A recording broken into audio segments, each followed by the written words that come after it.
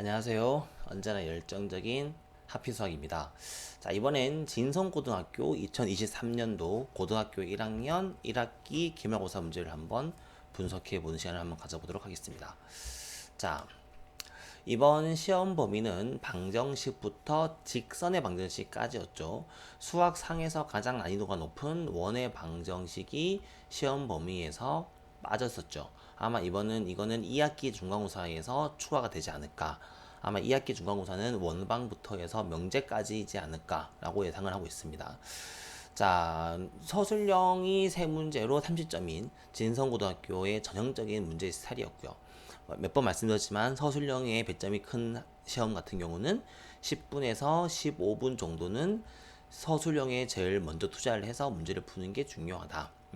객관식 문제 한두 개를 틀리더라도 서술형 문제를 먼저 푸는 게 중요하다.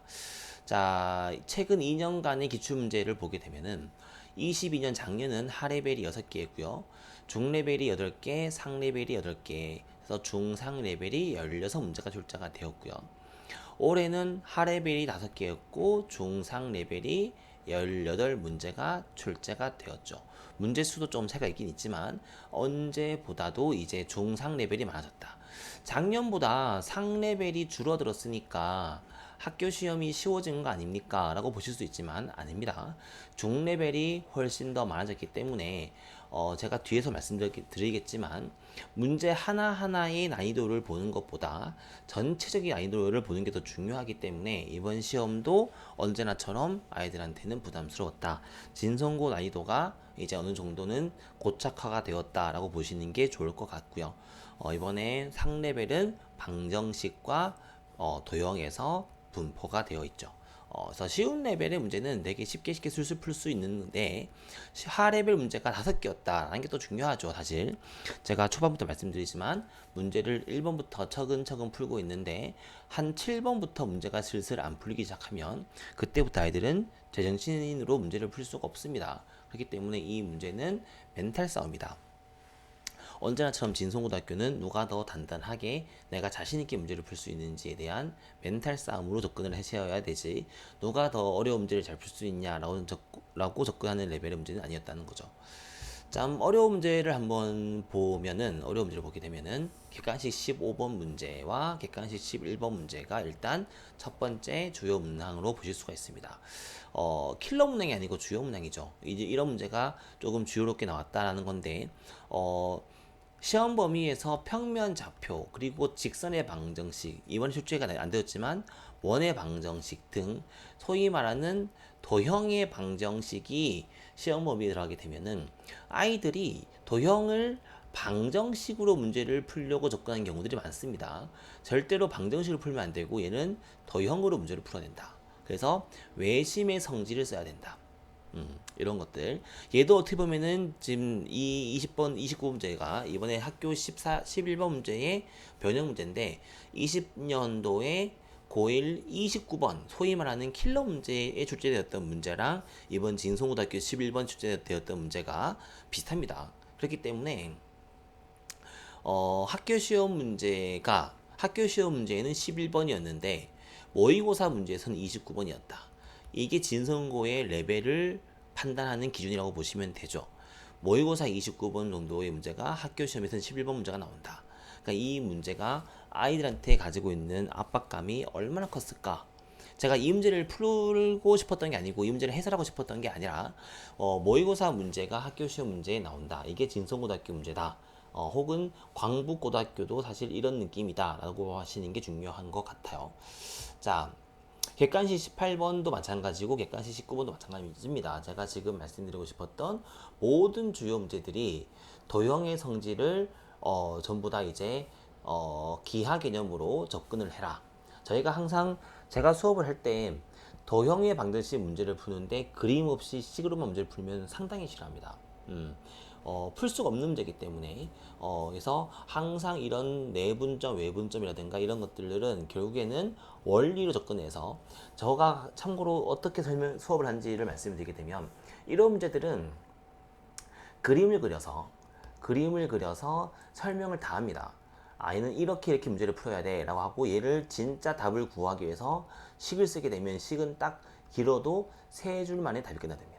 이런 문제는 그림으로 문제에서 원하는 거, 힌트들, 조건들을 정리를 다 하고 마무리를 짓게 되면은 결론적으로 이 문제를 푸는데 필요한 식은 3줄 내로 답이 나오셔야 됩니다. 그렇지 않으면 이 문제는 잘못 풀고 있는 거죠. 식이 5줄, 6줄 나왔다. 그거는 좋은 답이 아닙니다. 자, 그리고 객관식과 서술형도 마찬가지지만 이거는 객관식은 이제 방정식 문제, 그리고 서술형도 방정식 문제였죠. 제가 지금 말씀드리고 싶었던 것들은 한 5, 6문제를 말씀드렸던 것 같은데 함수 이번에 이제 출제되었던 부등식이라든가 도형 문제들을 어떻게 풀고 접근하는지가 중요한 거지, 지금 제 영상에서는 이 문제에 대한 해설을 말씀드리는 건 중요하지 않는 것 같아요. 자, 결론적으로 말씀드리죠. 진성고등학교는 어떤 시험이었냐? 중간고사가 쉬웠습니다. 중간고사가 쉬웠기 때문에 90점대가 2등급, 3등급을 맞을 정도로 중간고사가 상당히 쉬웠죠. 그래서 이번 기말고사가 어려웠을 거라는 거는 누구나 예상을 하고 있었던 예견된 일이었던 거죠. 그런데 이번에는 문제가 어렵다기보다는 시간이 오래 걸리는 문제가 대부분이었다. 그래서 생각했던 것보다는 난이도가 조금 쉬웠던 겁니다. 그러니까 예상했던 것보다는 난이도가 좀 쉽게 나왔는데 그래도 여전히 쉽게 풀 수 있는 문제는 아니었다. 즉 학교 프린트 교재를 막 5번 풀었어, 6번 풀었어라는 친구들은 이번 시험 문제를 잘 보기가 힘들었을 겁니다. 자, 제가 학원을 운영하면서 제일 속상한 것 중에 하나가 뭐냐면 소위 말하는 학교 프린트를 주죠. 진성고등학교 같은 경우는 학교에서 주는 프린트가 있습니다. 그 프린트에서 어느 정도 변형 문제가 다 나옵니다. 그래서 이 공부를 어느 정도 하는 친구들도 학교 프린트를 5회 혹은 6번 정도, 5회에서 6회 정도를 반복을 하고 시험을 봅니다. 저는 과연 그게 아이들한테 어떤 의미가 있을까라는 고민을 합니다. 이거를 5번, 6번 풀어서 그 문제를 외우는 게 과연 의미가 있을까? 어떻게 하면 이 문제를 풀 수 있을까? 이 문제를 어떻게 하면 해결할 수 있을까가 더 주된 요인이 돼야 되는데 외워서 문제를 푼다라는 거를 그런 인식을 강하게 지울 수가 없죠. 이번 시험은 외워가면서 공부를 했던 친구들한테는 피해가 있는 시험이었고요. 이해를 하면서 어떻게 푸는지를 알았던 친구한테는 유리했다. 즉 평소에 다양한 문제를 풀고 다양한 문제를 풀었던 친구한테는 유리했을 건데 암기를 했던 친구들한테는 많이 불리했던 시험인 것 같다. 이번 시험은 쉬운 문제가 아니었습니다.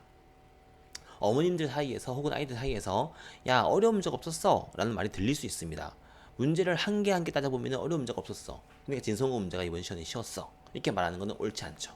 학교 문제 한 문제 한 문제는 어렵지 않았지만 전체적인 난이도로 봤을 때 쉽게 풀리는 문제가 없었다. 모든 문제가 한 6번부터가 문제가 쉽지 않았다 라는 것만으로도 이 학교 시험 문제는 가치가 있는 거고 난이도가 높았던 거죠. 그렇기 때문에 누가 더 아이들한테 문제를 암기식의 수학이 아닌 이해를 시키고 요령을 줄 수 있는 수업을 하는지가 중요하지 않을까. 그런 면으로 봤을 때는 저희 하피수학에서의 하피수학의 진성고 아이들이 높은 점수를 가져가는 것들은 다 그만한 이유가 있지 않을까라고 생각을 합니다.